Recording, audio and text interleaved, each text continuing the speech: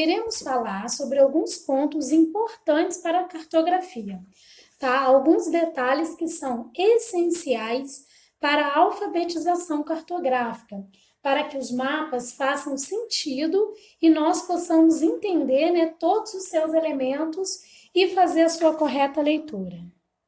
Os seres humanos, né, sempre observaram as paisagens, tá? Foi tanto que essa foi uma das primeiras matérias que nós estudamos, no período em que a aula ainda era presencial.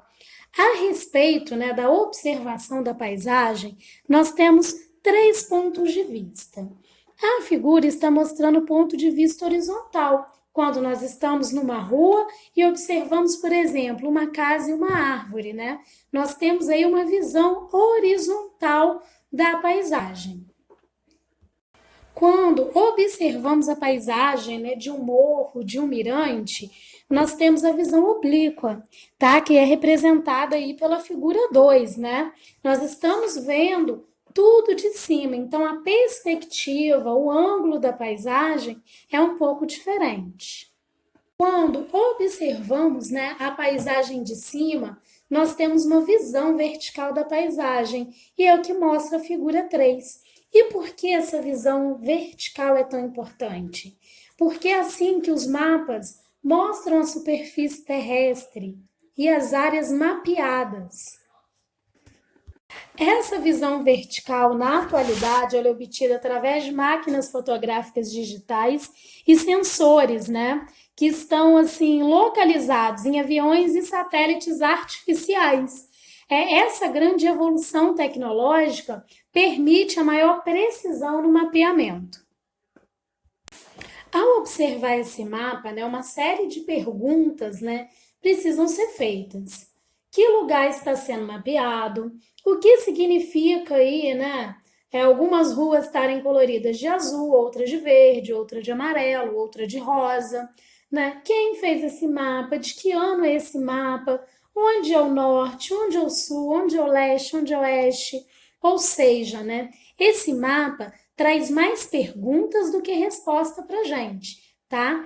Isso porque, né, para que a leitura cartográfica seja bem feita, é necessário que os produtos cartográficos tenham uma série de elementos.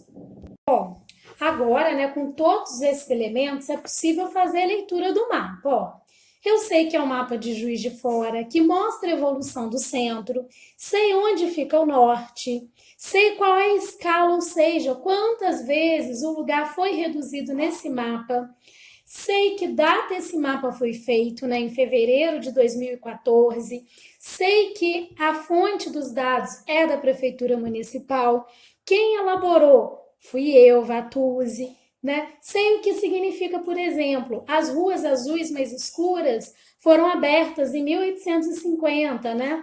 As ruas amarelas em 1880. Tá vendo? Agora, né, mediante esses elementos aí destacados por essas setinhas vermelhas, é possível compreender esse mapa. Olha a diferença, né? Da possibilidade de ler o mapa com a presença de todos esses elementos. O primeiro elemento essencial no mapa é o título, né? Ele tem que dizer para a gente qual é o local, né, que está mapeado e também o que está mostrando, o que é mapeado. O segundo elemento é a orientação, que é a rosa dos ventos, que nós conhecemos e estudamos, tá, pessoal? O terceiro elemento, ele é a escala. A escala nós vamos ver, né, mais para frente. Acredito que daqui a 2 semanas, mais ou menos. E ela vai mostrar quanto um lugar foi reduzido. Por exemplo, vocês querem desenhar a casa de vocês numa folha A4. Para dar certo, vocês vão ter que reduzir a casa de vocês. E a escala ela vai ajudar a gente a reduzir na mesma proporção, para não ficar esquisito. Outro elemento essencial é a legenda, né? Antes da legenda, a gente não sabia porque algumas ruas eram azuis, outras verdes, outras amarelas, né? A gente não tinha noção, não fazia sentido. A fonte também é importante, né? Fonte, organização, data, saber quem fez o mapa, que dados ele usou e quando esse mapa foi produzido. Porque imagina, vocês querem ir para uma cidade que vocês não conhecem. Pegue um mapa de 20 anos atrás. Com certeza não terá utilidade. No que diz respeito à legenda, nós temos as chamadas convenções cartográficas, tá? Bom, um mapa produzido no Brasil, ele pode ser usado em outro país, nós podemos usar mapas de outros países, e para isso surgiram as convenções cartográficas, que são padrões, né? Aí eu retirei alguns símbolos do site do IBGE, que é o Instituto Brasileiro de Geografia e Estatística, né?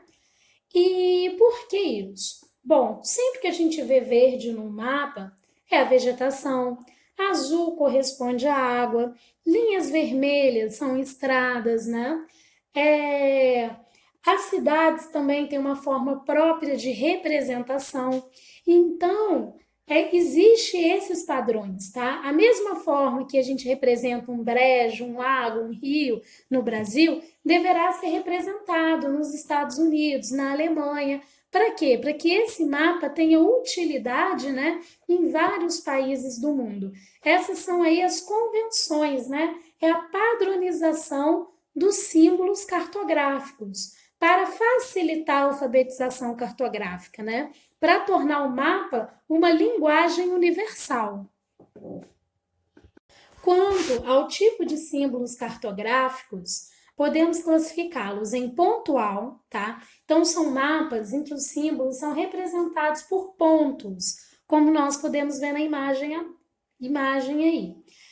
Um exemplo, aí o mapa do Brasil das principais cidades, né?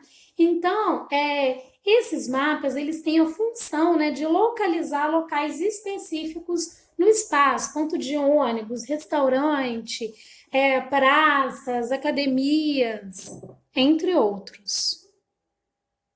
Os símbolos lineares, né, como o próprio nome diz, representam as linhas no mapa. Nesse caso, nós temos aí o mapa da hidrografia brasileira, tá? O mapa dos principais rios do nosso país. Normalmente, rios, rodovias, fronteiras, né, divisas entre estados, são representados na forma de linha, tá? Porque costumam ter uma grande extensão, só que a largura é muito pequena. Por fim, né, nós temos o símbolo zonal, tá? Que são áreas coloridas. Esse representam aí fenômenos, né, que têm uma grande extensão territorial. O mapa que eu deixei de exemplo é o mapa dos climas brasileiros. Olha lá, a área amarela é a área de clima equatorial, então se estende por uma vasta área. A área de clima azul, subtropical, também se estende por uma vasta área. Então, a necessidade, né, de colorir uma zona, daí o nome zonal. E esses aí, né, são elementos importantes para a gente entender os mapas e fazer a sua perfeita leitura cartográfica.